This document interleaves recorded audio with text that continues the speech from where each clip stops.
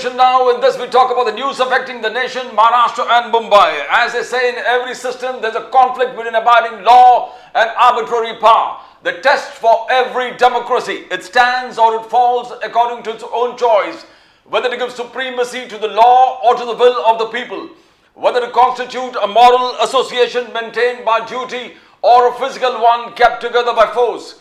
We are joined by esteemed guests in our studios. Today we got Ali Daruwala Sahab from the Bharatiya Janata Party. Daruwala Sahab, welcome to the show. Gopal Tiwari ji, welcome to the show from the Indian National Congress. Gopal ji, welcome to the show. Because Sushil Vyas ji from Eknath Shinde Shiv Sena. Sushil Vyas ji, welcome to the show, sir. Namaskar.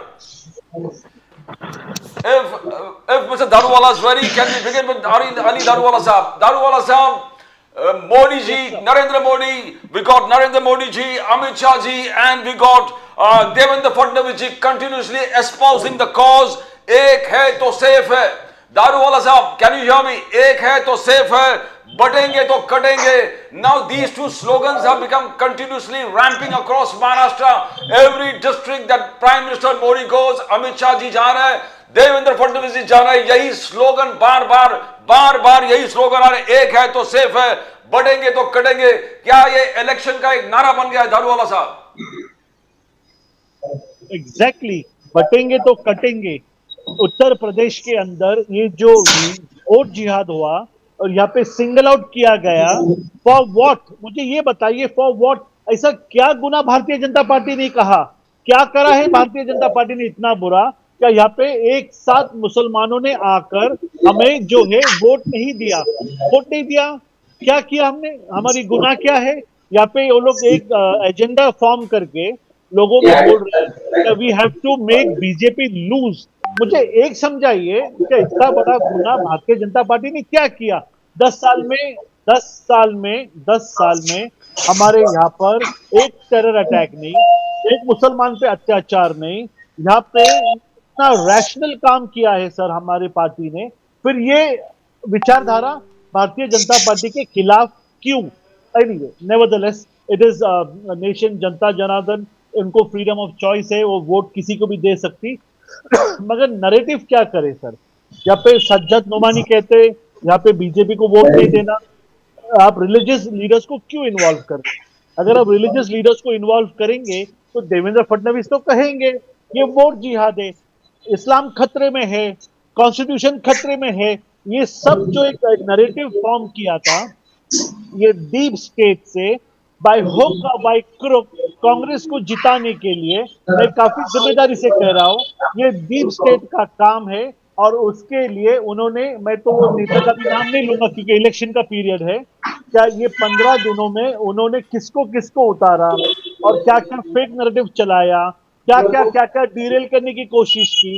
ये intelligence है, हमारी police है, ये सारे इनके वजह से आज महाराष्ट्र महफूज और सुरक्षित है. सुरक्षित है. We will go to Gopal Tiwari ji. Rahul Gandhi ji का कहना है कि संविधान बचाएंगे हम. संविधान, the constitution gives us self respect, the constitution gives us freedom. Gopal ji, the constitution gives us fearlessness, the constitution gives us liberty. BJP and the RSS together are a threat to the nation. ये खड़गे साहब ने भी कहा, राहुल गांधी जी ने कहा. How do you see Gopal Tiwari जी? बिल्कुल सही कहा सर उन्होंने. जो देश में आज के हालात है वो देखते हो, उन्होंने जो कहा वो बिल्कुल सही हुआ. देखो, कॉन्स्टिट्यूशनल जो एक परंपरा है, जैसे हमारा एडमिनिस्ट्रेशन है, डेमोक्रेसी का फर्स्ट पिलर है, उसका इम्प्लीमेंटेशन नहीं हो रहा है. लैटरल एंट्री से लोगों को भर्ती किया जा रहा है. रोस्टर पॉइंट रिजर्वेशन इम्प्लीमेंट नहीं हो रहा है. और ऑफ कोर्स जो कॉन्स्टिट्यूशनल जो नॉर्म्स है वो इग्नोर किए जा रहे हैं. और आप जो अभी बोल रहे थे बटेंगे तो कटेंगे, सर ये वो किसने नैरेटिव सेट किया सर? आप ही अपने गरेबान में झांकना चाहिए. आपने तो 3 तलाक कानून मुस्लिम महिलाओं के हित में किया. आपने मदरसाओं का जो है बंबई महाराष्ट्र में कितना 3 गुना चार्ज, उनके जो मदरसा के जो डोनेशन है कितने बड़ा है सर इन्होंने. ये अगर ये करते हैं तो मुसलमानों के हित में करते हैं, और कांग्रेस करती है तो सर ये बहुत ही हास्यास्पद है। 20 करोड़ अल्पसंख्यक मुसलमान, 120 करोड़ नॉन अल्पसंख्यक रहते हुए भी उनका डर पैदा करना, ये कौन से तरीका है? आपने बुलडोजर कानून, क्या हिसाब से सुप्रीम कोर्ट ने आपके बुलडोजर कानून पे कितना तमाचा मारा है यूपी गवर्नमेंट को, आप जानते हैं क्या? ये क्या चला है? आप संविधान के हिसाब से, हमारा जो देश है वो धर्मनिरपेक्ष देश है, संविधान है उसका, और ये आप कौन सा एजेंडा चला रहे? कटेंगे तो बटेंगे, मतलब क्या? अरे भैया आपका 10 साल आपके पास, देखो 10 साल के बाद आज के अखबार में, कल के अखबार में हम दहशतवाद विरोधी कानून करेंगे 10 साल के बाद। अभी अमित शाह का कल का स्टेटमेंट है, अभी मैं बताता हूं आपको। हम उसमें फिर, अरे 10 साल हो गए, अभी आप 370 उसको ये किया, फिर भी वहां पे आतंकवादी हमले हो रहे। आप पाकिस्तान से डरिए ना, पाकिस्तान को पूछने की हिम्मत नहीं है आपको, बिल्कुल पाकिस्तान से डरता ही नहीं आपको। पाकिस्तान के वहां से आतंकवादी आ रहे हैं, आपके कश्मीर में रोज हत्या हो रही है, शर्म आनी चाहिए। और ये क्या है, कश्मीर में इलेक्शन हो गई, वो भी कोर्ट के कारण हो गई सर, सुप्रीम कोर्ट को उसमें ध्यान देना पड़ा, and government has to, and election commission has to take election. तो ये इसमें इनका ये 10 साल, इतने साल होने के बाद वहां माहौल ठीक कर नहीं पाए। कहां है अजीत डोभाल, इनका कहां है? ये क्या चला है सर? देश का मजाक बना के रखा है, अनसेफ्टी है। और ये सब महाराष्ट्र का इलेक्शन है, चारों स्टेट का इलेक्शन एक साथ नहीं ले सकते, और ये one day one nation one election की बात कर रहे हैं। व्हाट नॉनसेंस सर, ये क्या हो रहा है?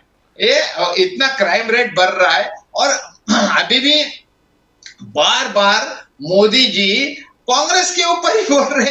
मतलब अगर कांग्रेस स्टेट इनका एटीएम है, तो ये इनका ईडी, सीबीआई और इन्वेस्टिगेशन क्या कर रहे हैं? क्या कर रहे हैं वो? क्या सो रहे क्या? अगर कांग्रेस स्टेट एटीएम है किसी परिवार का, तो व्हाट दे आर डूइंग? इनके इन्वेस्टिगेशन क्या कर रहे हैं? ईडी, सीबीआई और इनकम टैक्स और ये सब, ये क्या? प्राइम मिनिस्टर सुशील व्यास जी है, एकनाथ शिंदे सेना से, मैं सुशील व्यास जी से पूछता हूं, सुशील व्यास जी सबसे कॉन्फिडेंट एकनाथ शिंदे साहब दिख रहे हैं, एकनाथ शिंदे साहब सबसे कॉन्फिडेंट दिख रहे हैं। उनका स्लोगन है केलं काम भारी आता पुढची तैयारी, केलं काम भारी अड़ता पुढची तैयारी। और अमित शाह जी ने क्लियर कट कहा कि एकनाथ शिंदे जी 2024 इलेक्शन को मायावती को लीड करेंगे, एंड आफ्टर द इलेक्शंस हम डिसाइड करेंगे सीएम कौन है। व्यास जी, सुशील व्यास जी, एकनाथ शिंदे सेना। नहीं, आपने मेरे जवाब का उत्तर तो आपने खुद ने दे दिया। हमने इतना काम भारी किया है कि आगे की तैयारी है। महाराष्ट्र की जनता की सेवा करते रहने का हमको आत्मविश्वास है। 23 नवंबर के बाद भी अब हमारा कार्य शुरू रहेगा। जनता का एक सरकार के रूप में हम सेवा देते रहेंगे। जो कार्य पिछले 2.5 साल में महाराष्ट्र की जनता के प्रति एकनाथ शिंदे की सरकार ने किया है, जो अपना कर्तव्य निभाया है, विकास के काम, इंफ्रास्ट्रक्चर डेवलपमेंट, समाज के हर वर्ग के लिए काम, चाहे वो बहनों के लिए हो, भाइयों के लिए हो, किसानों के लिए हो, जो ये हमें आत्मविश्वास दिलाता है। ये कोई हमने कोई किसी का कहते हैं फेवर नहीं किया, ये हमारी ड्यूटी थी। ये जो सरकार, जो पार्टी इन पावर होती है, वो सरकार समाज के हर वर्ग को साथ में लेके चले, उनके लिए विकास करे, उनके कल्याण के लिए योजनाएं लाए और काम करे। यही काम से एकनाथ शिंदे जी ने दिन रात किया। एकनाथ शिंदे जी फेसबुक लाइव नहीं थे, वो फेस टू फेस थे। He is not chief minister. He considered himself as a common man. So he was available for the entire Maharashtra everywhere and anywhere. So इसीलिए वो विश्वास जनता को विकास पुरुष के रूप में जनता उनको देख रही है, और हमें विश्वास है कि उनकी इतनी मेहनत को देखते हुए वो रंग लाएगी, और 23 तारीख के दिन नवंबर में हम पुनः सरकार में प्रचंड बहुमत के माध्यम से आ रहे हैं। Welcome to Manish Pathare ji. मनीष पाठरे जी, राज साहब ठाकरे जी ने बार बार जबरदस्त तरीके से, welcome to the show, welcome to the Manish Pathare ji. Manish Pathare साहब, राज साहब ठाकरे जी ने एक रास्ता दिखा, बोला कि डेवलपमेंट प्लान अगर किसी के पास है तो only MNS has the development plan. Raj साहब ठाकरे ने दिखाया कि रेलवे एम्प्लॉयमेंट के वक्त किस प्रकार से महाराष्ट्र के नौजवानों को मनसे के माध्यम से अपॉर्चुनिटीज क्रिएट किया गया। वो सिर्फ मन से ही नहीं किया। राज साहब ठाकरे आगे जाके ये भी कहा कि शरद पवार जी के माध्यम से कास्ट बेस्ड पॉलिटिक्स इस स्टेट में आ गया है। मनीष पाटरे साहब, सबसे पहले तो सभी श्रोताओं को, मान्यवरों को और आपको मेरा नमस्कार। नमस्कार। और नमस्कार दूसरी पाटरे बात, जी। अली जहाँ दलवाला से साहब है आपने बीजेपी शुरू से, किया। गोपाल तिवारी जी इंडियन नेशनल कांग्रेस, सुशील व्यास जी एकनाथ शिंदे शिवसेना से, और आप मनीष पाटरे जी एमएनएस से। अभी शुरुआत ही बता देता हूँ। आपने जैसे शुरुआत की कि राज साहब ने एक प्रोजेक्ट बताया, एक विजन बताया है। मैं अभी हमारे जो वर्ली के और शिवड़ी के उम्मीदवार है बाला नंदगांवकर साहब और संदीप देशपांडे जी, उनके लिए नहीं, आपकी स्क्रीन नहीं दिख रही है एक्चुअली। हाँ, Engineering, स्क्रीन नहीं please दिख रहा है correct, sir. Vyas ji can't see the screen। बोलिए बोलिए पाटरे जी बोलिए। तो Now it's उनके fine। प्रचार में ही हूँ मैं। इतना ही स्क्रीन नहीं दिख रही है तो अभी मैं बोल नहीं सकता, लेकिन एक पढ़ के आपको चीज बता देता हूँ। हाँ, हाँ। मेरे हाथ में है ये माझं विजन, तुमचं विजन, आपलं विजन, विजन वरळी। हमें जो करना है इसमें दो चार चीजें आपके सामने रखता हूँ। ये संदीप जी देशपांडे ने उनका बनाया है, बाला नंदगांवकर जी ने बनाया है। कटिबद्ध, कटिबद्ध मतलब मुझे लोगों को क्या करना है, ये हम कोई आश्वासन नहीं दे रहे हैं, हम बस बता रहे हैं। देखिए इन्होंने लिखा है कि पुलिस कैंप में जो हमारे पुलिस बांधव है उनके घर की जो समस्या है उसके लिए काम करेंगे, और पुलिस भर्ती के लिए हम लोकल लोगों को जो उनके बच्चे हैं उनके लिए प्रयत्न करेंगे। शासकीय इमारती जो कि सरकार की इमारती बिल्डिंग्स है वो डेवलप करने के लिए, दुरुस्त करने के लिए हम कटिबद्ध है। कलम 33(7) के अंडर जो क्लस्टर डेवलपमेंट का प्रोजेक्ट है जो कि लोअर परेल का, वो करके दिखाने की मेरी चाहत है। जो मद्रासवाड़ी करके यहाँ के एक एरिया है, वहां के पानी के टैंक के लिए बहुत सारा बड़ा निधि आया था, जो पैसे आए थे वो कहाँ गए, इसके लिए वो ढूंढने वाले हैं। ये लिख के दिए हैं, और ये अंदर देखोगे तो बिल्डिंग है, कोलीवाड़ा है वर्ली का, और जो कि फुटपाथ है। जो लोगों के प्रश्न है, लोगों को क्या चाहिए, मैंने आज एक ही भाषण में पूछा कि हमारे घर में कुछ गंदगी होती है तो हम लोग क्या करते हैं, उसे उठा के डस्टबिन में डालते हैं, और थोड़ा ज्यादा समझदार होगा तो अपने घर के बाहर डाल देता है। सही बात है। लेकिन अगर हम अपने घर को स्वच्छ रखते हैं तो हमें घर में क्या चाहिए, साफ सफाई चाहिए, अच्छा घर चाहिए। तो यही लोगों की मांग है। हमें अच्छा शहर चाहिए, हमें अच्छा अपना विभाग चाहिए, हमें अच्छा एमएलए चाहिए जो एक आदमी के साथ खड़े रह के एक वचन के साथ हमारे समस्या के लिए हमारे पीछे खड़ा रहे। और यही मनसे के अपील में राज साहब बार बार बता रहे हैं, जो कि मराठी और महाराष्ट्र के लिए जो किया वो बता रहे हैं। और हिंदुत्व का जो बात है उसके लिए आज की घड़ी में सही में जरूरत है। अभी मैं धोबी घाट करके एरिया में था, वहां से जाने आने को जगह बची नहीं है, लोगों को चलने को जगह नहीं, गाड़ी चलाने को जगह नहीं। यही धोबी घाट आपको भी मालूम होगा कि इसके पीछे एक इतिहास है। ये इतिहास देखने के लिए बाहर से लोग यहाँ पे आते थे, लेकिन आज की परिस्थिति ऐसी है कि वहां पे गाड़ी जाने के लिए जगह नहीं। वहां पे मोनो बन रहा है, एक बाजू में देखोगे तो बड़ी बड़ी बिल्डिंगें बन रही है। हमारे पास डेवलपमेंट की प्लान क्या होती है, एमएलए क्या करता है, कॉर्पोरेटर क्या करता है, एमपी क्या करता है, पूछना चाहिए। क्योंकि मैंने मेरे ये जो अभी शिवड़ी और वर्ली का स्पेसिफिक बताऊंगा, तो जो झोपड़पट्टी रहती है, जो छोटे चाल रहते हैं, वो चाल का डेवलपमेंट जो हो रहा है उनको टावर में लाके बिठा देते हैं, लेकिन वो टावर में आप देखोगे तो वेंटिलेशन नहीं रहता है, पानी की समस्या, मतलब अंदर जाके जो नीचे झोपड़पट्टी में या चाल में जो हवा मिलती थी वो हवा भी टावर में नहीं मिल रही है। तो लोगों को आप उठा के उसके बाजू में आपके बड़े बड़े टावर खड़े करने हैं, ये डेवलपमेंट नहीं होती है। डेवलपमेंट में सिस्टम होनी चाहिए।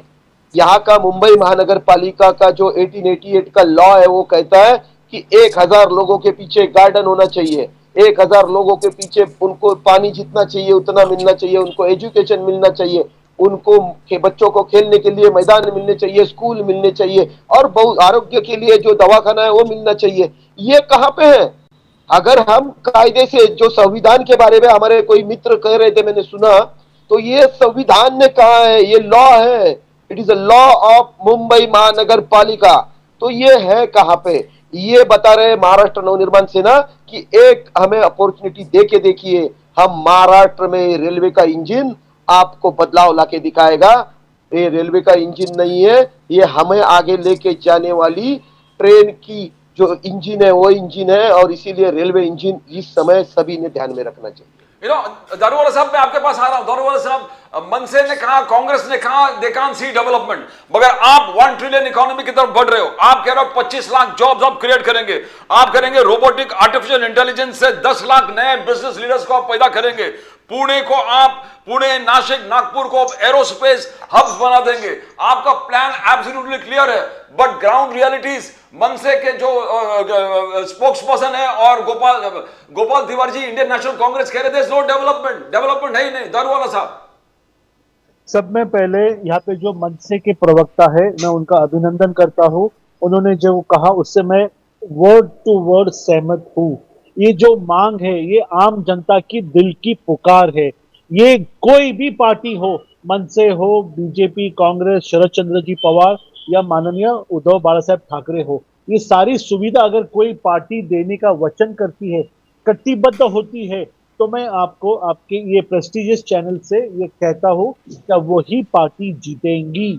और ये करने के लिए एक पीछे रोड मैप होना चाहिए। आज भारतीय जनता पार्टी ने 10 साल का जो विकास लाया, 10 साल में जो डेवलपमेंट लाया, जो इंडिया को 60 नंबर से टॉप 5 में लाके रखा, जो यहाँ पे रास्ते का बांधनीकरण किया, जो एयरपोर्ट्स, रेलवेज लाए, सर यहाँ पे जो पोर्ट्स लाए, यहाँ पे जो वाधवन पोर्ट लाया महाराष्ट्र में, और यहाँ पे जो नायरा और कितने सारे ये देश के अंदर यहाँ पे बिजनेस अपॉर्चुनिटी लाया, नौकरी मांगने वाले नौकरी देने वाले बन गए। सर जितना बोलूं तो मैं 1 घंटा कम पड़ेगा, मगर एकनाथ शिंदे जी, अजीत पवार जी और देवेंद्र फडणवीस जी 2.5 साल उन्होंने इतनी मेहनत की है सर, इतनी मेहनत की है।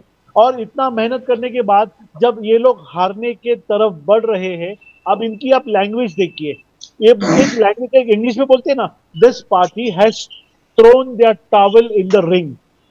आम जनता इसको कैसा समझेगी? ये कह रहे कि पैसे बट रहे, ये नोट के बंडल के कवर्स मिल गए, एरोप्लेन से, हेलीकॉप्टर से, रास्ते से पैसा जा रहा है, पुलिस के यंत्रणों से पैसा जा रहा है। ये बेसलेस जब एक्विजिशन लोग करना शुरू करते तो इन्होंने अपनी हार की तैयारी ऑलरेडी शुरू कर दी। जब लोकसभा में जीते जो ईवीएम ठीक था, हरियाणा में हारे तो ईवीएम खराब था, महाराष्ट्र के अंदर अब हारेंगे तो यहां से भागेंगे तो क्या रास्ता बताएंगे? लोगों से क्या कहेंगे? क्या भाई बीजेपी ने, ट्रिपल इंजन ने, मनसे ने, सब लोग ने मिलके यहाँ पे हमारे साथ विश्वासघात किया। सर महाराष्ट्र की जनता इतनी नादान, इतनी बुजदिल और इतनी बिकी हुई जनता नहीं है।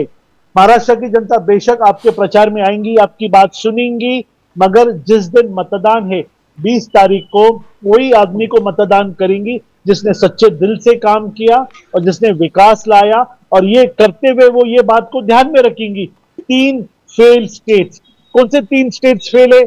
Delhi fail state, Karnataka fail state, Himachal fail state. यहाँ पे जो इन्होंने स्कीम्स को लॉन्च किया था और फिर ये सारे स्कीम्स को इन्होंने विड्रॉ किया, और विड्रॉ करते हुए क्या कहा कि सेंटर हमें मदद नहीं करता। अरे मालिक, महाराष्ट्र को हमने इतना पावरफुल बनाया, क्या ये सेंटर के अनुदान के लिए सेंटर की मदद का रास्ता ही नहीं देखता?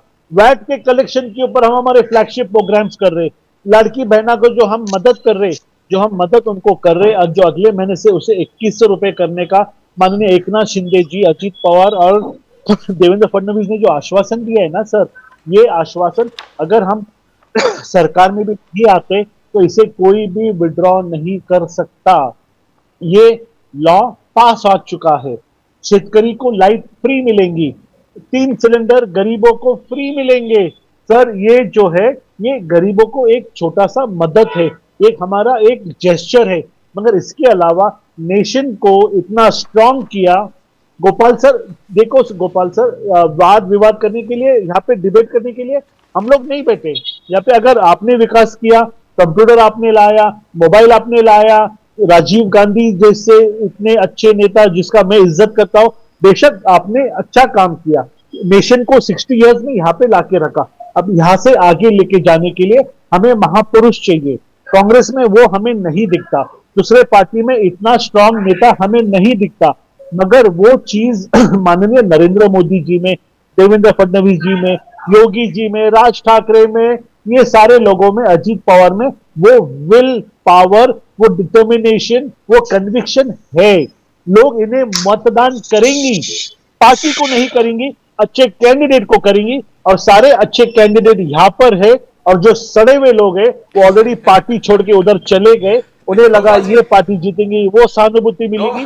सर 20 तारीख के दिन दूध का दूध, पानी का पानी होगा।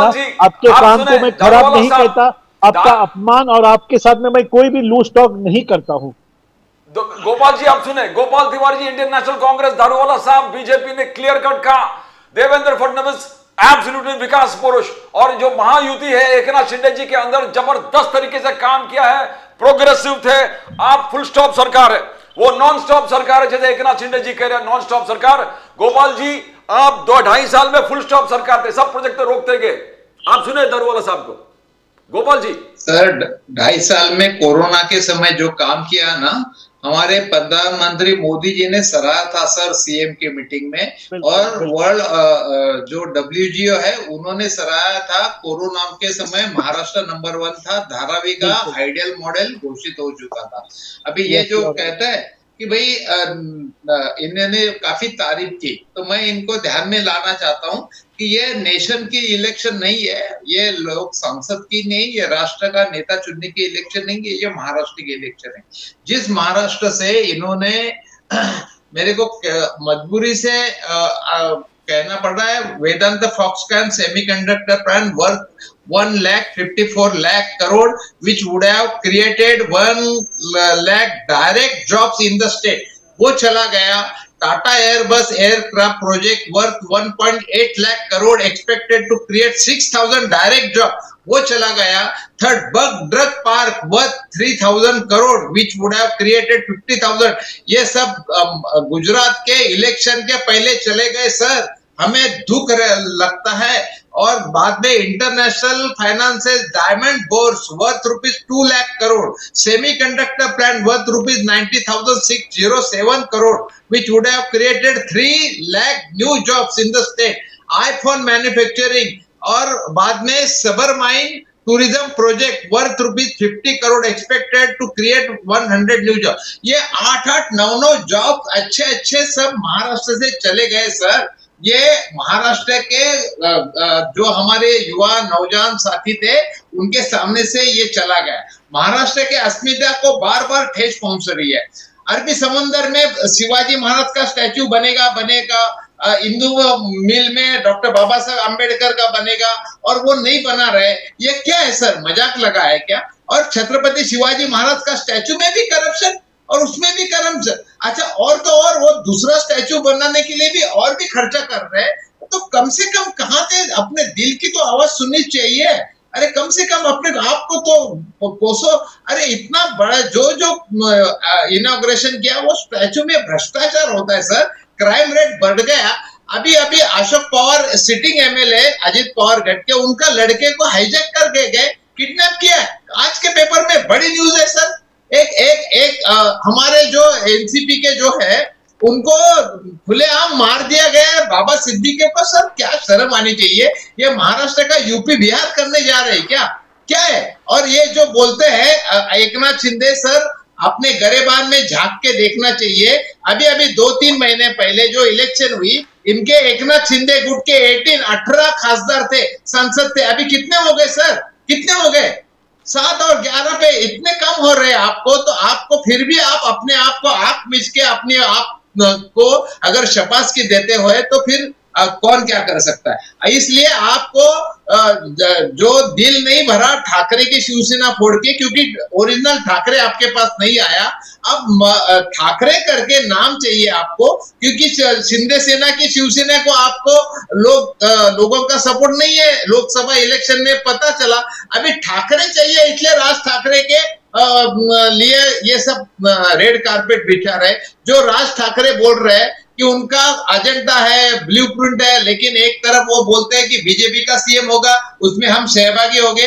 भाई मुंगेरी लाल के हसीन सपने, आप सपने देखो, ख्वाब देखो, अपना हक है, लेकिन क्या है आपके कोई आइडियोलॉजी, कोई एक भूमिका स्पष्ट नहीं है, कोई एक स्टेबल आपका रोल नहीं है। और आप क्या है, तो राज ठाकरे अभी ठाकरे चाहिए बीजेपी को, क्योंकि वो उसके बिना काम नहीं चल रहा है। सर दुख की बात है, शर्म की बात है, 10 साल के बाद भी ये डबल इंजन सरकार केंद्र में और राज्य में आने के बाद, दो पार्टी फोड़ने के बाद भी इनको आज ये सब देना पड़ रहा है। और जो without budget provision, without gazette, without GR, ये सब योजना गंभीर आरोप लगाए आपने, गोपाल जी गंभीर आरोप लगाए, लॉ एंड ऑर्डर कोलैप्स के बाद किए।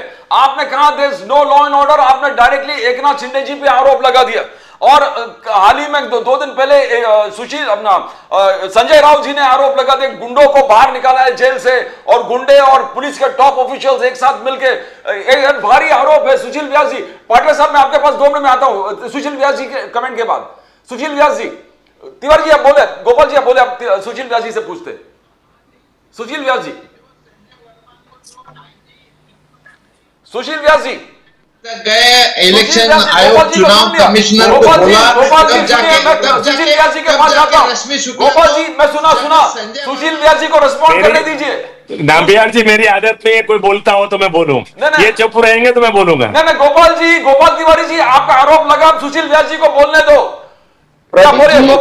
सुशील व्यास जी बोलिए। ये डिबेट का तरीका नहीं है, मैं कई डिबेट में जाता हूँ, ये तरीका नहीं है। जाना चाहता हूँ कि इस सभी में इन्होंने राज साहब ठाकरे का नाम लिया, गोपाल जी ने जो राज साहब ठाकरे जी का नाम लिया, मैं उनको खुली चैलेंज से बताता हूं महाराष्ट्र में ठाकरे चाहिए।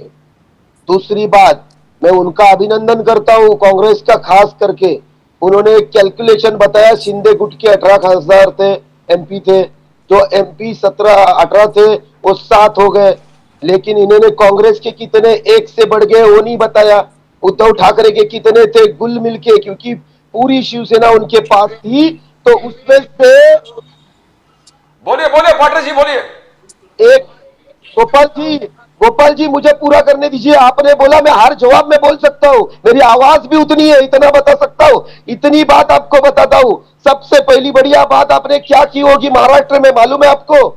आपने एक ठाकरे जो कि महाराष्ट्र के हिंदुस्तान के हृदय में थे, बाला साहब ठाकरे जो हिंदू जननायक थे, आपने शिवसेना के उद्धव ठाकरे और उनके जो सुबह सुबह 9 बजे जो भोंगा चलता है संजय राउत, उनके जुबा से हिंदू हृदय सम्राट जी का नाम हटा दिया।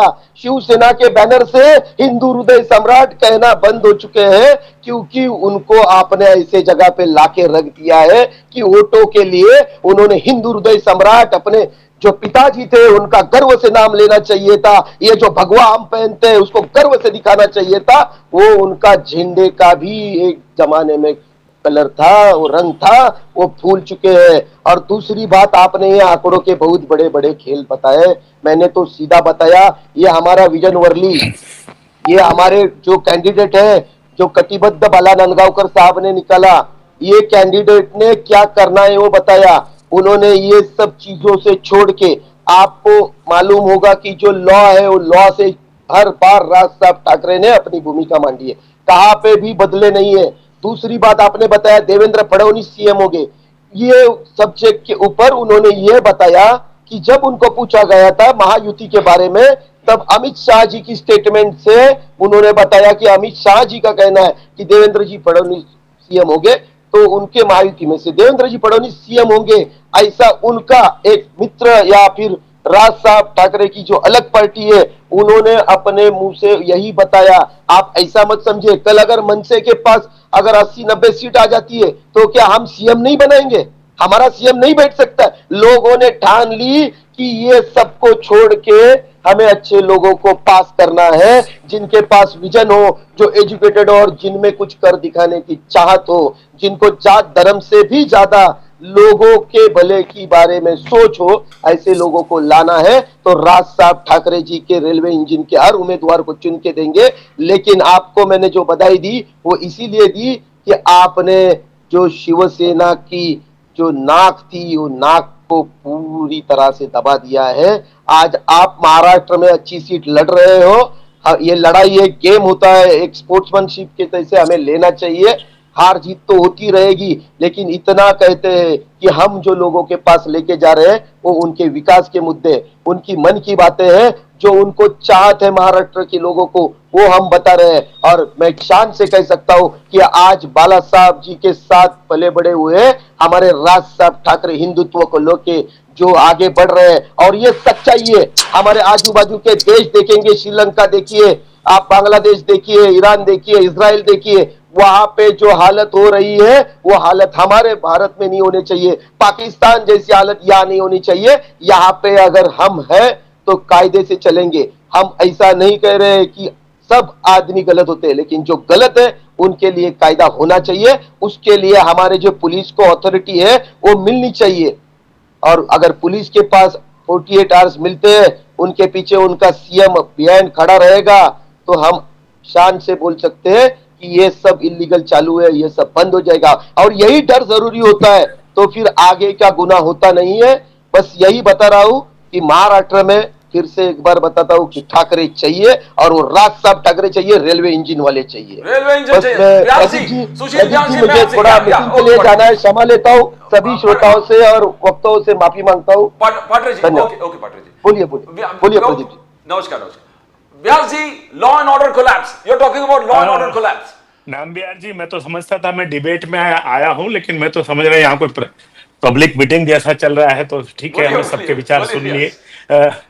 डिबेट का मतलब ये नहीं होता है कि अपनी बात पूरी तरह से, जो एंकर पूछता है उसका जवाब देना। आपने मुझसे कुछ प्रश्न पूछा, मुझे मेरा जवाब सुन लेना चाहिए था साथियों को, लेकिन ठीक है। गोपाल जी कुछ कह रहे थे। गोपाल जी, 30 जून 2022, मैं डेट के साथ कह रहा हूं, एकनाथ राव जी शिंदे के नेतृत्व में वर्तमान सरकार ने शपथ ग्रहण की थी। उसके बाद जिस तरीके से, जिस तेजी से और जिस चतुराई से और अच्छे काम जो किए गए हैं महाराष्ट्र की 12 करोड़ जनता के लिए, जन कल्याण के लिए हो या विकास के हो, इंफ्रास्ट्रक्चर डेवलपमेंट हो, क्या आप उसको डिनाई कर सकते हैं? क्या आप ये कह सकते हैं कि इस केंद्र सरकार ने जो इस साल का जो बजट था, केंद्रीय बजट, उसमें वाढवन पोर्ट जो डानू के पास आने वाला है और जो संभवतः वर्ल्ड का 5वें नंबर का पोर्ट बनने जा रहा है, हजारों लाखों लोगों को रोजगार नहीं देगा या उस क्षेत्र का विकास नहीं करेगा? क्या औरंगाबाद में अभी अभी कोई बड़ी इंडस्ट्री नहीं लगी जिसमें करीब 15-20 हजार युवाओं को नौकरी मिलेगी? क्या इस साल फॉरेन डायरेक्ट इन्वेस्टमेंट नंबर 1 पे महाराष्ट्र नहीं है?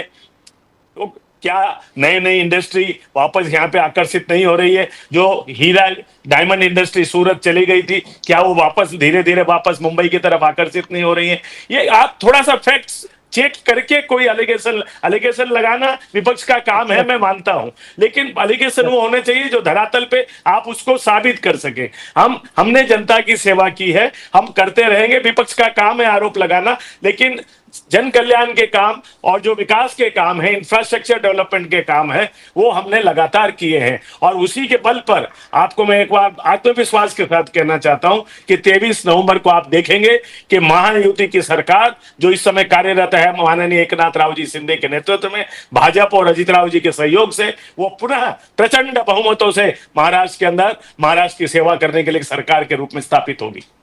मैं दारूवाला साहब, मैं आपके पास आता हूं, बिकॉज दारूवाला साहब, अमित शाह जी ने बहुत इंपॉर्टेंट चीज कहा। मतलब कांग्रेस और जितने भी यूबीटी उबाटा है, वो article 370, Auqaf board reforms, Ram मंदिर वाले इश्यू हो, सीएए हो, सावरकर वाले इश्यू हो, संभाजी नगर को जो रीनेमिंग था औरंगाबाद, तो हर चीज में कांग्रेस ने ऑब्जेक्शन उठाया। उद्धव बाला साहब ठाकरे और पूरे एमवीए का ऑब्जेक्शन उस पर था। तो what ever the BJP does for the good of the country, Congress is a stumbling block. That is what Amit Shah said. कितना सच्चाई है दारूवाला साहब उसमें? Exactly, I don't understand what is the agenda of the Congress. There are no tall leaders left in the Congress party. It is a family-oriented, private limited company.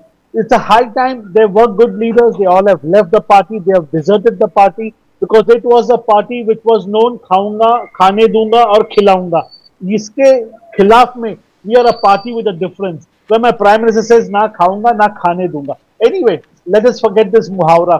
What I believe in one particular thing is BJP and our allies are working relentlessly to bringing Maharashtra on #1 map of the country.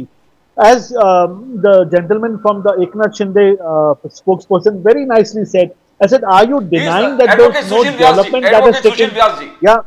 या व्यास sir ने बहुत ही अच्छे, बहुत ही खूबसूरत तरीके से बताया। क्या आप ये कहना चाहते हैं कि 2.5 साल में महाराष्ट्र में कुछ नहीं हो गया? बेशक ये जो उन्होंने कंपनीज गिनाए के वेदांता, फॉक्स, ये एयरबस और बोइंग बेशक गुजरात में गया, उन्हें लगा कि गुजरात कंड्यूसिव है, वहां पे पोर्ट है, वहां पे एक्सेसिबिलिटी है, वर्धमान पोर्ट, ये कोई लॉजिस्टिक के कारण से गया, और ये गया तो गुजरात में गया, ना कि पाकिस्तान में गया। इसका इनको नाराजगी नहीं होना चाहिए। गुजराती भी हिंदुस्तानी है, हमारे भाई है, हमारे लोग वहां जाके काम करते, वहां के लोग इधर आते। इतना ही जो कहना चाहते हैं, कई लोगों को बताना चाहते हैं महाराष्ट्र में कि इतना बड़ा अत्याचार हुआ, ये गलत है। मगर साथ साथ में हुंडई की कंपनी आई और सारे कंपनीज पाइपलाइन में है।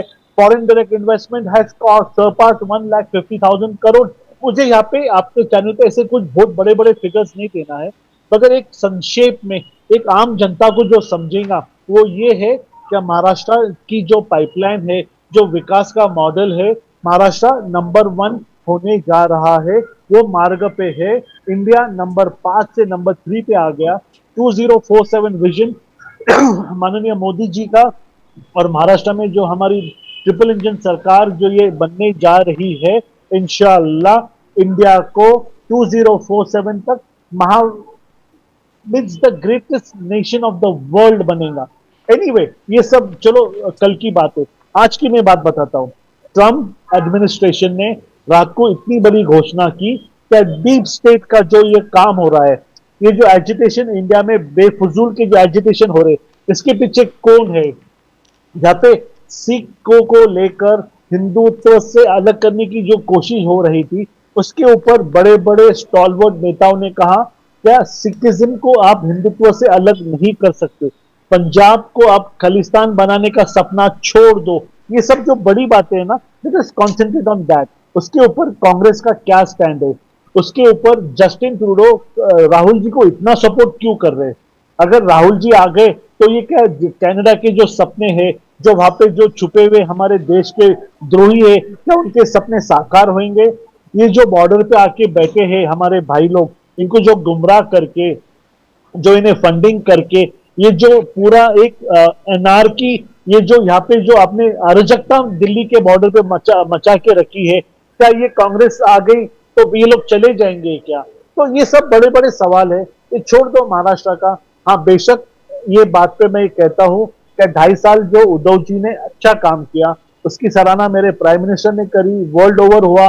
साउथ बॉम्बे के रहवासी ने उद्धव जी की तारीफ करी, मगर इसके साथ साथ में आपको अपील करने के लिए उद्धव जी ने जो भगवा का और जो हिंदुत्व का जो एजेंडा था उसे साइडलाइन किया। आज वो आपके बाजू में बैठे, उन्हें अपीजमेंट की भाषा ये करना पड़ रही है। इसको जो टाइगर है, वो टाइगर जो बोलते ना, टाइगर हैज बिकम नम, ये देख के हमें बहुत ज्यादा दुख होता है, क्योंकि हिंदू हृदय सम्राट माननीय बाला साहेब ठाकरे के पुत्र है, राज ठाकरे उनके नेफ्यू है। ये जो ठाकरे जो गरजते हैं ना सर, महाराष्ट्र हिलता है सर। आप लोग ने उन्हें शांत करके वहां पर बता दिया, अपीजमेंट करने लगाया, मगर ध्यान में रखिए नेचुरल अलायंस है, उद्धव जी को आप ज्यादा दिन नहीं दबा सकते। जिस दिन उन्हें रियलाइज होगा उनका मिस्टेक, और वो किसने किया हम सब जानते हैं, वो ज्यादा दिन पॉलिटिक्स नहीं चलेगा। उद्धव जी को अगर करियर है तो वो हमारी महायुति में वापस आएंगे और महाराष्ट्र को बेस्ट स्टेट बनाए सिवा ये हमारी गठबंधन आप लोग ज्यादा दिन तक नहीं रोक सकते। गोपाल जी, तुष्टिकरण का आरोप है, आप हमेशा अपीसमेंट पॉलिटिक्स, वोट जिहाद, 14 में से 48 कॉन्स्टिट्यूएंसीज में लोकसभा में वोट जिहाद इफेक्टेड। आप आर्टिकल 370 वकाफ बोर्ड रिफॉर्म्स का अपोज करते हैं, राम मंदिर तक आपने अपोज किया, सीए को अपोज किया, सावरकर पे आपका आपत्ति है, संभाजी नगर का रीनेमिंग पे आपको आपत्ति है। तुष्टिकरण का राजनीति कब तक करोगे गोपाल तिवारी जी? बीजेपी और एकनाथ शिंदे जी सेना का आपको पूछना है। सबसे पहले तो मैं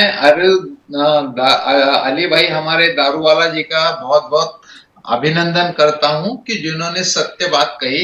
इन्होंने 2 बातें एडमिट की, यहाँ मानी है कि विकास जो उद्धव जी ठाकरे जो सीएम थे तब मोदी जी ने प्रशंसा की, उन्होंने अच्छा काम किया और ये सब किया। और अभी जो मेरे को मतलब एक तरफ इन दो पार्टियों की मुझे फिक्र हो रही है, जो एकनाथ शिंदे जी की शिवसेना है, क्योंकि अभी अली दारूवाला जी ने इतना तारीफ की, तो इसका मतलब अभी भी उनको जो एक ठाकरे चाहिए महाराष्ट्र की राजनीति में, शायद राज ठाकरे उनकी रिक्वायरमेंट फुलफिल नहीं कर रहे, ये सीधा सीधा दिख रहा है। तभी उन्होंने उद्धव ठाकरे जी को इतना सराहा, इतना अच्छा कहा, और इन्होंने ये भी बात रखी कि उन्होंने महायुति में आना चाहिए बीजेपी के साथ। अरे भाई अच्छी बात है, अब कम से कम हमारे जो अलायंस में था तो ये तो एडमिट किया कि हमने कोई नुकसान नहीं किया महाराष्ट्र का। 2-2.5 साल जो गवर्नमेंट दी महाविकास आघाड़ी की, आपने अभी खुद एडमिट किया, ये अपने मान्य किया, ये मंजूर किया, तो अच्छा, मैं सैल्यूट करता हूं सर आपको अली दारूवाला जी, आपने बहुत ही अच्छा विचार रखे, सत्य वास्तववादी विचार रखे। अभी रही बात दूसरी कि जो वक्फ बोर्ड और उसके बारे में, तो इसके बारे में तो अभी जो कमेटी बनी है तो वो फैसला लेगी।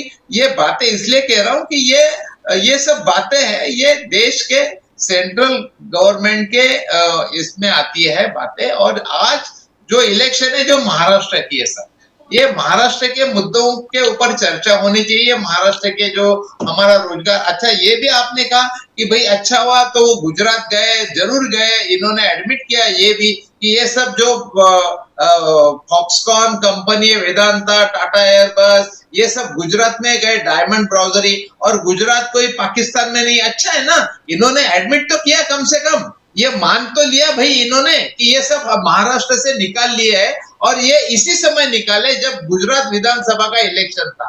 तो अगर हम ये कहते हैं कि गुजरात विधानसभा का इलेक्शन देखते हुए इन्होंने महाराष्ट्र से जो ये इंडस्ट्री इनको जो छीननी थी, छीना चिपटी करने चाहते थे, तभी इन्होंने गवर्नमेंट गिराई वाया सूरत, और वहां आसाम गुवाहाटी जाके जो पैसे से खरीद फरोख्त की है इन्होंने, तो ये कौन सा नैतिकता है भाई इनकी? ये तो यही जाने, और देश की जनता देख रही है।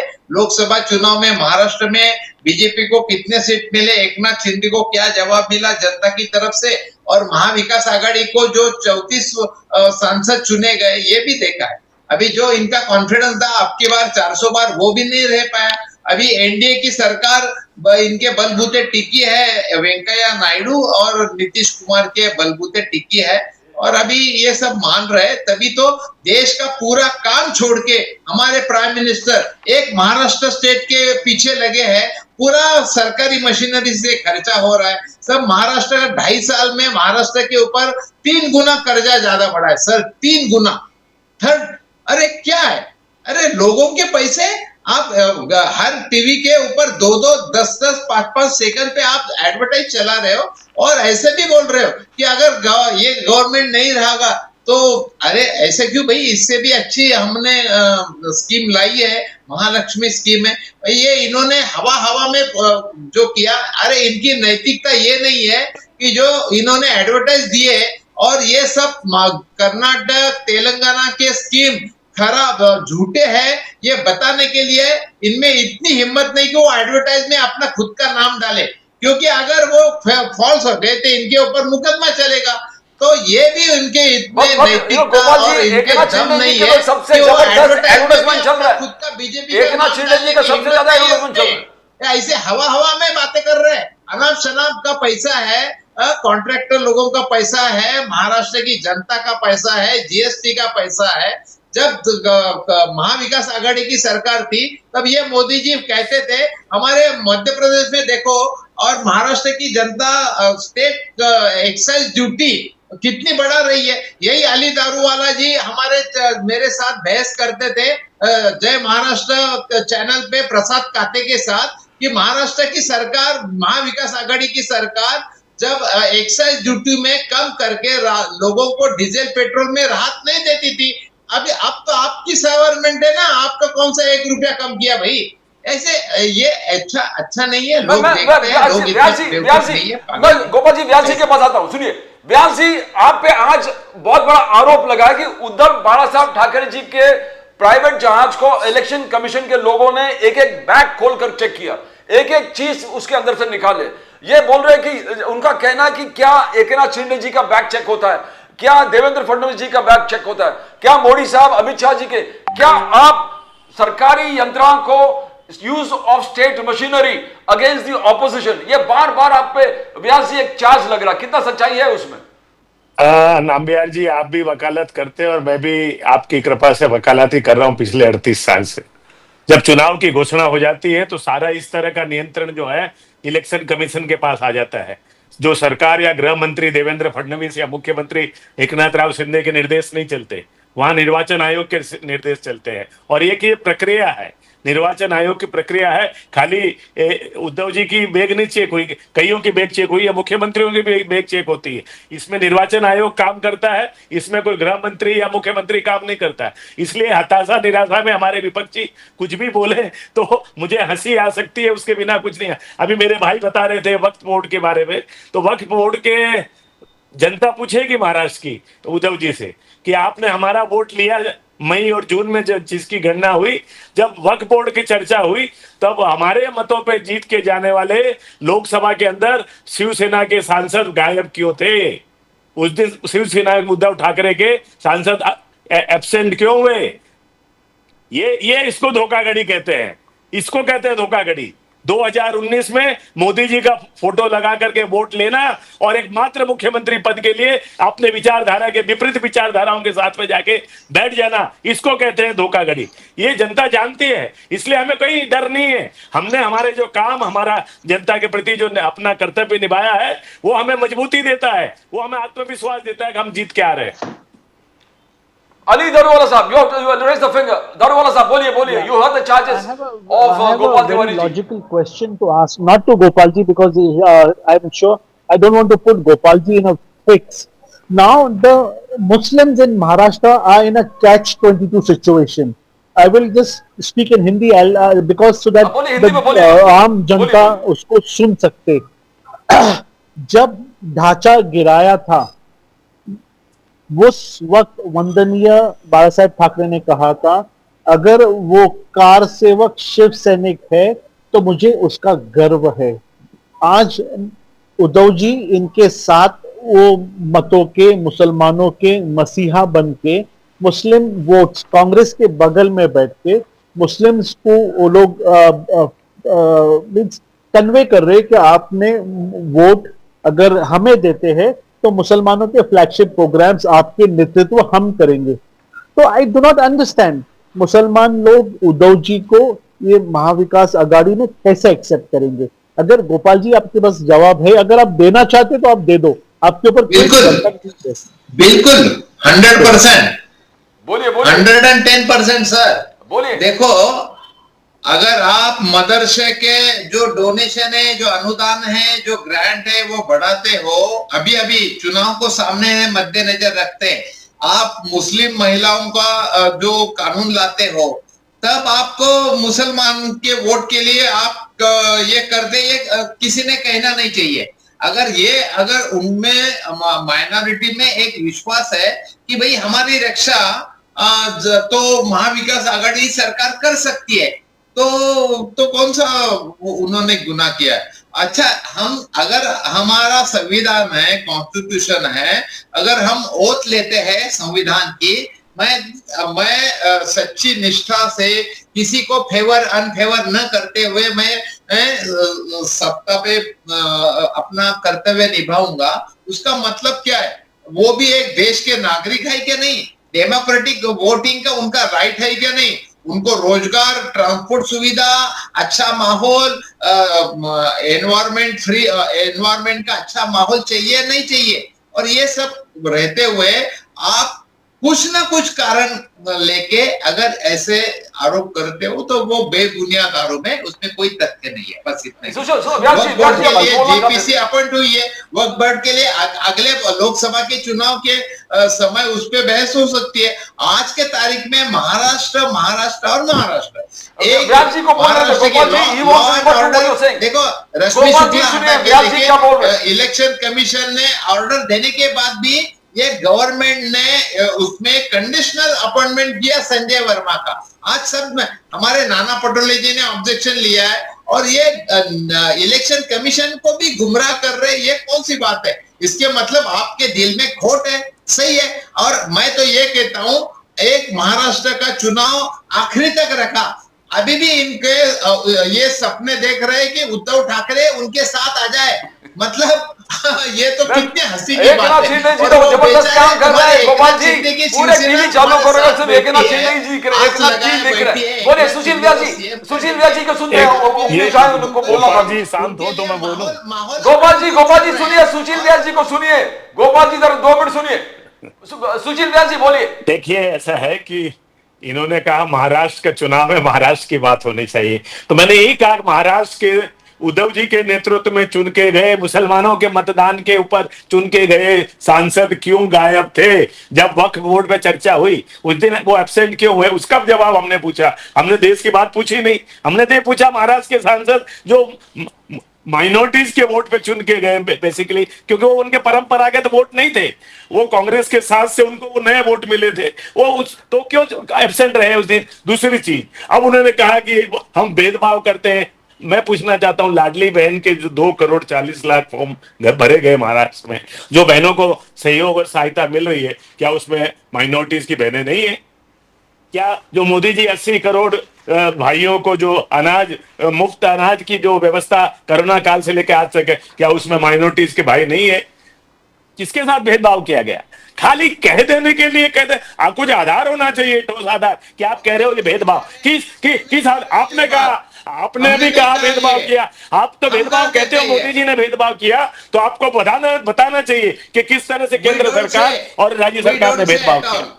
क्या हमारी लाडली बहनों में भेदभाव हुआ है? क्या मोदी जी के 80 करोड़ जो अन्न का डिस्ट्रीब्यूशन हो रहा है उसमें भेदभाव है? क्या अन्य जो योजनाएं हैं उसमें जाति या धर्म के आधार पर भेदभाव है? हम सबका साथ सबका विकास ये नारा लेके चल रहे हैं। हिंदुस्तान का हर नागरिक जिसको जरूरत है, जिसको सहयोग की जरूरत है, उसको मजबूत करना है, ये केंद्र सरकार और वर्तमान राज्य सरकार कर रही है। और इसीलिए डबल इंजन की सरकार मजबूती के साथ महाराष्ट्र की जनता की सेवा में लगी हुई है और वो आत्मविश्वास है कि हम वापस जीत के आएंगे।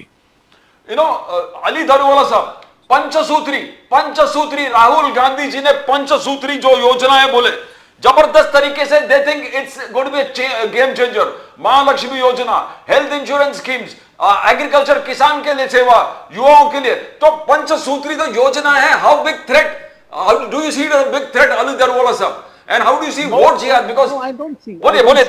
See, if at all they come to power and they give the citizens of my nation this good scheme, it's a welcome. हम किधर इसको विरोध कर रहे? हमने लाया तो स्कीम, हमने लाया तो अनुदान और हमने लाया तो जन कल्याण, ऐसा नहीं होता है। अगर वो लोग आते, अगर वो लोग स्कीम्स लाते और पब्लिक ने उसे एक्सेप्ट करना चाहिए, वो उनके अंदर वो विश्वास उतरना चाहिए। अगर वो विश्वास उनमें उतरता है तो जनता जनार्दन उनको मतदान करेगी। मगर ट्रैक रिकॉर्ड क्या कहता है? आपने यहाँ पर लाया था, कर्नाटक में लाया था, फिर आपने डिसकंटिन्यू क्यों किया? हमने उससे कंटिन्यू रखा। ये हमारा ट्रैक रिकॉर्ड कहता है। अगर आप लाते, मेरी जनता, मेरे भाई बहनों का अगर आप कल्याण करते तो आपका स्वागत है। It's not threat to us, but let the people absorb the fact. If they accept it and if they bring them into power, this is dance of democracy. Who wins rules, who loses goes into opposition. Sir, जनता जो देंगे हम हाथ जोड़ के accept करने के लिए तैयार है। आज भी मैं कहूंगा हम जीतेंगे नहीं, 50-50 कहाँ पे वोट सोए होता है, किधर कौन सी बात लोगों को अच्छी लगती है। 2.5 साल में अगर हमने अच्छा काम किया है, वो अगर लोगों के दिलों में उतरा है तो हमें वो वापस लाएंगे। अगर उन्हें राहुल जी के ऊपर विश्वास है, राहुल जी की बात अगर उन्हें पटती है, वो कहते कि भाई ये आदमी नरेंद्र मोदी जी से महान है और ट्रंप से जो बातों के ऊपर डायस्पोरा का विश्वास नहीं है, तो we will see, sir, not far away. 20 तारीख के दिन वो बटन दबेगा और फिर इसके बाद में आपको समझ में आ जाएगा। तिवारी साहब, ये आपका जो अली दारूवाला साहब कह रहा है कि ये बस ट्रैवल कर्नाटका में फेल हो, जो वुमेन्स को आपने बस ट्रैवल फ्री दिए थे, आपने इंक्रीज किया, जो मेंस का है आपने करीबन 2 से 5 रुपया, जो पुरुषों का है आपने इनका बस फेयर इंक्रीज कर दिया, फ्री इलेक्ट्रिसिटी आपने उल्टा बढ़ा दिया। तो लाड़की, तो ये आपके स्कीम्स, जैसे एकनाथ शिंदे जी कह रहे लाड़की स्कीम सक्सेसफुल है, 5 इंस्टॉलमेंट दे दिए, तो ये कहां गोपाल जी आप कैसे बोल सकते हो कि Mahalakshmi scheme has been a success? जैसे अली धनवाला साहब और व्यास जी बोल रहे थे failure in both states, all the 3 states where your Congress rule states. Tiwari साहब सर, ये हमने जो बात करते हैं हम उसमें खरे उतरते, इसीलिए 3 राज्यों के सीएम बंबई में आके कल प्रेस कॉन्फ्रेंस में थे, लाइव प्रेस कॉन्फ्रेंस ली। इन्होंने इतनी बातें करते हैं, लेकिन जो बात ये एडवर्टाइज देके उसमें कहीं पे भी बीजेपी का नाम नहीं था। ऐसे पैसे उनके जरिए बड़े बड़े एडवर्टाइज देके लोगों को गुमराह करने की कोशिश की और वो सक्सेसफुल इम्प्लीमेंट हुआ। इसलिए कल अपने हिमाचल प्रदेश के सीएम रेवन्ना रेड्डी, तेलंगाना के सीएम और कर्नाटक के सीएम बंबई में आके इन्होंने प्रेस कॉन्फ्रेंस ली। कोई प्रेस वालों के साथ, कोई बीजेपी विचारों का कोई भी पत्रकार उनको कुछ भी सवाल पूछ सकता था। लाइव प्रेस कॉन्फ्रेंस थी, खुलेआम प्रेस कॉन्फ्रेंस लेते हैं हम। हमारा तरीका ही है कि जो है हम सीधा सीधा प्रेस को सामने जाते हैं, लोगों के सवालों को जवाब देते हैं। ये जो मोदी सरकार, शाह सरकार थोड़ी है कि कोई प्रेस कॉन्फ्रेंस लेते ही नहीं, वन साइड बातें करते हैं, ऐसा नहीं है ना। जो किया इसलिए बजा के बताया। और ये कौन सा तरीका है भाई? अरे तीनों स्टेट में कितने उसमें बेनिफिशियरी है ये बताया इन्होंने, तो क्यों नहीं गए कल वहां पूछने उनको? अगर कोई क्वेश्चन चलता था तो कल तीनों राज्यों के सीएम आए ना भाई, महाराष्ट्र में, बंबई में आके तिलक भवन में प्रेस कॉन्फ्रेंस की। कोई हिम्मत थी आपकी कि उनको कोई आप पूछे या उनको एक्सपोज करे? कोई भी पत्रकार, कोई भी मीडिया का रिप्रेजेंटेटिव कर सकता था वो काम, नहीं हो पाया ना। और क्या बात कर रहे हो? तो अच्छा, व्यास जी से पूछते हैं, व्यास जी एकनाथ शिंदे जी तो पत्रकार से घिरा हुआ रहता हमेशा पूरे। बोलिए व्यास जी। नाम्बियार जी, मुझे तो बड़ी गोपाल जी भाई साहब बोल रहे तो बड़ी हंसी आ रही थी। मैं इनसे खाली मैं उसी पे आ रहा हूँ। पहले तो पहले देखिए, आप बोल रहे थे मैं बीच में नहीं बोला, आप बोल रहे थे मैं, ये डिबेट का तरीका नहीं है। गोपाल जी सुनिए, गोपाल जी उनको बोलने दीजिए, गोपाल जी बोलने दीजिए, बोलिए। अच्छा, दूसरी देखिए, अब ऐसा है, मैं बड़ी एक तो दो चीज आपसे विनम्रता से कहना चाहता हूं। गोपाल जी, आप इस हिंदुस्तान के सबसे पुरानी पार्टी के प्रवक्ता हैं, जब चैनल पे बैठे तो कम से कम मुंबई बोला कीजिए। आप बंबई बोल रहे हैं, जो हम लोगों को कम से कम दुख होता है, तकलीफ होती है। इस शहर का नाम मुंबई हो चुका है और ये हमारे लिए अपमानजनक लगता है कि आप अभी भी बंबई बोल रहे हैं। नंबर 3, प्रेस कॉन्फ्रेंस की बार आप बात कर रहे थे, तो मैं आपसे बड़ी विनम्रता से पूछना चाहता हूं, आपके राष्ट्रीय अध्यक्ष माननीय मल्लिकार्जुन खड़गे जी 4 दिन पहले बेंगलोर में आपके मुख्यमंत्री कर्नाटक और उप मुख्यमंत्री कर्नाटक के उपस्थिति में आपको कुछ हिदायत दे रहे थे कि वो घोषणाएं मत करो जो आपकी बजटरी प्रोविजन नहीं हो, वो घोषणाएं मत करो जो आप उसको पूरा नहीं कर सकते। मैं कृपया देश जानना चाहता है वो कौन सी घोषणाएं थी जिसके लिए आपके राष्ट्रीय अध्यक्ष आपके मुख्यमंत्री और उप मुख्यमंत्री के कान पकड़ रहे थे? Sir, I'll take a leap, sir. Okay, तो give the final word. Daruwala साहब जानेंगे। Final word दारुवाला साहब बारे में हो रहा था। ये अजित दादा पवार के फाइनेंस सेक्रेटरी ने कहा था, और आपके कॉन्ट्रैक्टर अनशन पे बैठे पुणे में दारुवाला साहब ऑफिस के सामने, जिनका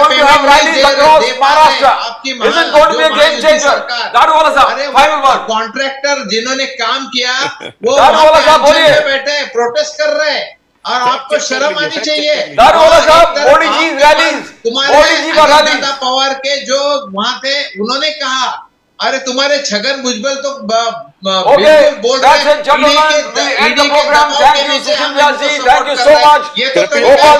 thank you so much Daruwala साहब, अली दारुवाला साहब, thank you so much for being on the show. Thank you so much for being on the show. Thank you. It has been a very enlightening discussion. It has been a fantastic discussion. As we always end with the preamble to the Constitution. The preamble to the Constitution says, "We the people hereby resolve to constitute India into a sovereign, socialist, secular, democratic republic and to secure to all its citizens justice, equality, liberty and fraternity. Justice that is social, economic and political. Equality is equality before the law and equal protection of rights. When you talk about liberties, freedom of speech, expression, faith, worship and belief, and the right to life, liberty and pursuit of happiness. When you talk about fraternity, we believe in eternal brotherhood, believing in the territorial and political integrity of the nation. And as I'll always be pledged that any and all political parties, it is a fundamental duty, to see that the pillars of the Constitution are safe and secure. It is their duty to see that they work towards the safety of the pillars of the Constitution, because the pillars of the Constitution survive, the Republic survives, the Constitution survives, and the people of the Republic survive. You can subscribe to the channel Nation Now. Subscribe to the channel Nation Now. You can hear the bell. That's the Irish clock that strikes 13. That's the bell. Subscribe to Nation Now, the fastest growing channel in the nation. And that's all from Pradeep Nambiar. We'll come again with more news from the nation, Maharashtra and Mumbai. Till then, it's bye for now.